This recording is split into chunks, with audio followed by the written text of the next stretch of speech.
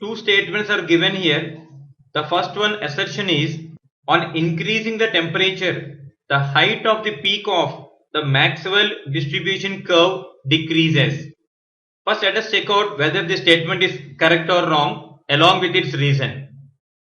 This is how the graph looks like. As we cannot find out the exact velocity of each and every gas molecules, we can only find out the fraction of molecules having a particular velocity.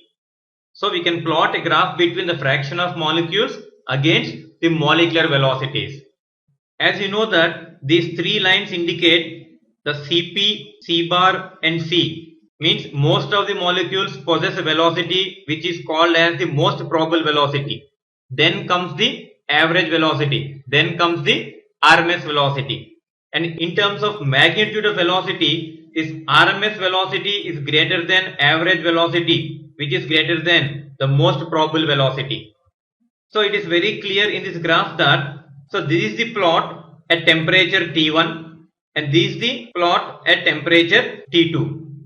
And this is the case when T2 is greater than T1. So from the graph it is very clear that at higher temperature the curve becomes flat and the peak shifts towards right. It is moving to this particular side, means towards higher molecular velocities.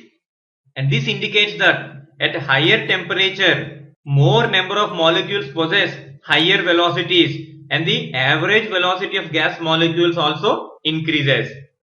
So I repeat, at higher temperature more number of molecules possess higher velocities and also the average velocity of the gas molecules increases.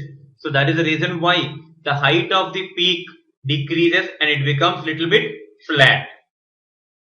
So definitely we can say that this statement is correct. And the second statement is definitely not the reason for this one. And what is the second statement given? The fraction of molecules possessing higher velocities is less. Definitely from the graph it is clear that the fraction of molecules possessing very low velocities or very high velocities are very less in number. The number of molecules possessing very low velocities or very high velocities, they are very less. So it means that both the statements are correct, but the second statement is not the correct explanation of the first statement. So our answer is option B.